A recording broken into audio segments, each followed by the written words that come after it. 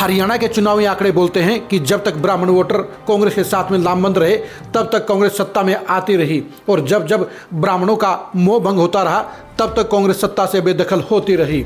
2014 और 2019 में बीजेपी की हरियाणा में सरकार बनाने में ब्राह्मण वोटरों ने बड़ी भूमिका निभाने का काम किया।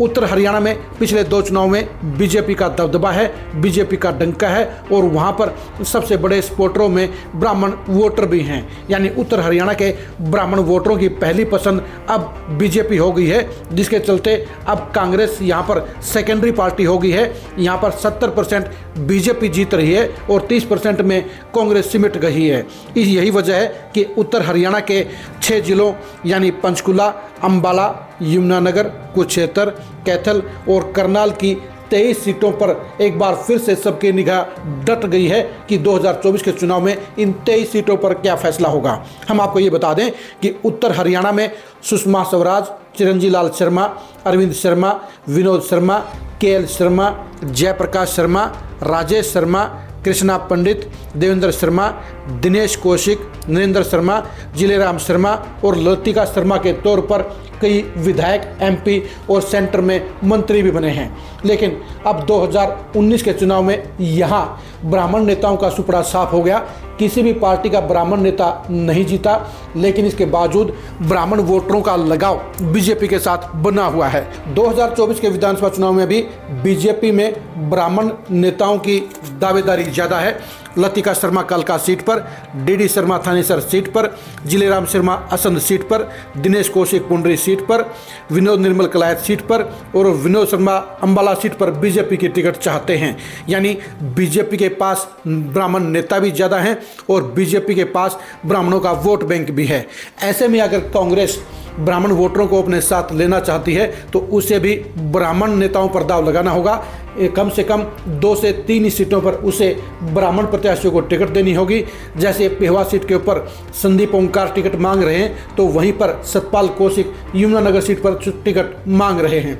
यानी जहां बीजेपी के पास आधा दर्जन से ज़्यादा नेता ब्राह्मण कोटे से टिकट मांग रहे हैं, तो वहीं पर कांग्रेस के पास ब्राह्मण नेताओं की कमी है। और ऐसे में इन 2 नेताओं को वो अगर बीजेपी के मुकाबले में कांग्रेस टिकट देने का काम करती है तो कांग्रेस के साथ में ब्राह्मण वोटरों की वापसी हो सकती है। खासतौर पर संदीप ओंकार को टिकट देना कांग्रेस के लिए सबसे ज़्यादा फायदेमंद हो सकता है, क्योंकि संदीप ओंकार न सिर्फ ब्राह्मणों के एक जाने माने चेहरे हैं, बल्कि इनके साथ साथ उनके ब्रह्मा मिंदर के साथ पूरे के पूरे 23 के 23 हलकों से अनुयायी भक्त जुड़े हुए हैं और इन भक्तों के जरिए कांग्रेस एक बड़ा असर डाल सकती है, वो बड़ा वोट बैंक हासिल कर सकती है। संदीप ओंकार के साथ श्रद्धालुओं की भारी संख्या जुड़ी हुई है और वो पहले बीजेपी के साथ जुड़े हुए थे। 2019 के चुनाव में टिकट कटने पर उन्होंने इंडिपेंडेंट पेहवा से चुनाव लड़ा और 22,000 वोट लेकर वो सरप्राइजिंग फेस रहे। अब वो कांग्रेस में शामिल हो चुके हैं और कांग्रेस की टिकट चाहते हैं। उनको टिकट देना न सिर्फ पेहवा सीट पर कांग्रेस के पोजीशन को मजबूत कर सकता है, कांग्रेस को सीट जिताने का काम भी कर सकता है, बल्कि आसपास की बाकी की 1 दर्जन सीटों पर भी कांग्रेस को मोटा फायदा देने का काम कर सकता है। यानी संदीप ओंकार के जरिए कांग्रेस ब्राह्मण वोटरों के साथ साथ दूसरे वर्गों के भी हजारों वोटरों को अपने साथ जोड़ने में सफलता हासिल कर सकती है। यमुनानगर सीट के ऊपर भी सतपाल कौशिक जमीन से जुड़े हुए नेता हैं, उनको टिकट देकर भी कांग्रेस बीजेपी के मुकाबले अपनी पोजीशन मजबूत कर सकती है, क्योंकि यमुनानगर सीट के ऊपर ब्राह्मण विधायकों का बोलबाला रहा है, उनका वोट बैंक रहा है। इसलिए अगर कांग्रेस को यमुनानगर सीट जीतनी है तो उसे सतपाल कौशिक पर दाव लगाना चाहिए। जहां तक बीजेपी की बात है, बीजेपी को भी अब गंभीरता से सोचना होगा कि ब्राह्मण वोटरों के समर्थन को जारी रखने के लिए उसे क्या करना है। थानेसर सीट के ऊपर डीडी शर्मा उनके सबसे मजबूत प्रत्याशी हो सकते हैं। थानेसर सीट पर बीजेपी के लिए डीडी शर्मा को टिकट देना सबसे फायदेमंद रह सकता है, क्योंकि मंत्री सुभाष सुद्धा के खिलाफ में नेगेटिविटी है।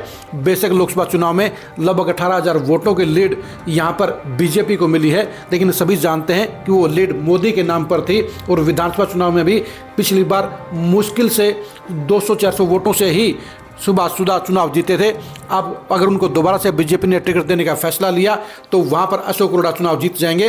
अगर बीजेपी को थानेसर की सीट जीतनी है तो शुभाशुदा की टिकट काटकर डीडी शर्मा को टिकट देनी चाहिए। डीडी शर्मा भी पूरे इलाके में जन प्रचार कर रहे हैं, जनसंपर्क कर रहे हैं और वो ऐलान कर चुके हैं कि वो हर हाल में चुनाव लड़ने का काम करेंगे। अगर बीजेपी ने उनको टिकट दी तो वो निश्चित तौर पर विधायक बनेंगे, और बीजेपी ने अगर उनको टिकट नहीं दी, शुभाशुदा को फिर से चुनाव लड़ा और डीडी शर्मा ने चुनाव लड़ा, तो उन हालात में फिर अशोक अरोड़ा आराम से चुनाव जीत जाएंगे। वैसे भी डीडी शर्मा का असर पूरे कुरुक्षेत्र पार्लियामेंट में है, क्योंकि वो लोकसभा का चुनाव लड़ चुके हैं। ब्राह्मण समुदाय में उनका भी व्यापक असर है और ऐसे में बीजेपी को उनको टिकट देकर फायदा उठाना चाहिए। वैसे ये तय है कि बीजेपी 3 से 4 प्रत्याशी ब्राह्मण कोटे से उतारने का काम करेगी। ऐसे में देखना रहेगा कि बीजेपी के मुकाबले में कांग्रेस क्या फैसला लेती है। क्या वो संदीप ओमकार और सतपाल कौशिक को टिकट देने का फैसला लेती है या नहीं लेती है। जाहिर सी बात है, अगर कांग्रेस ब्राह्मण कैंडिडेट देगी तभी ब्राह्मण वोटर उसके खेमे में दोबारा वापस लौटेंगे, और ब्राह्मण वोटरों की वापसी के बगैर उत्तर हरियाणा में कांग्रेस बीजेपी को किसी भी सूरत में नहीं हरा पाएगी। उत्तर हरियाणा की 23 सीटों पर ब्राह्मण प्रत्याशियों के भविष्य को जानने के लिए आप खरी न्यूज़ के साथ बने रहिए। उत्तर हरियाणा के सियासी समीकरणों को समझने के लिए भी आप खरी न्यूज़ के साथ बने रहिए। बीजेपी और कांग्रेस के ब्राह्मण प्रत्याशियों के परिणाम को जानने के लिए भी आप खरी न्यूज़ के साथ बने रहिए। आप हमारे फेसबुक पेज को फॉलो कीजिए, आप हमारे यूट्यूब चैनल को सब्सक्राइब कीजिए। नमस्कार।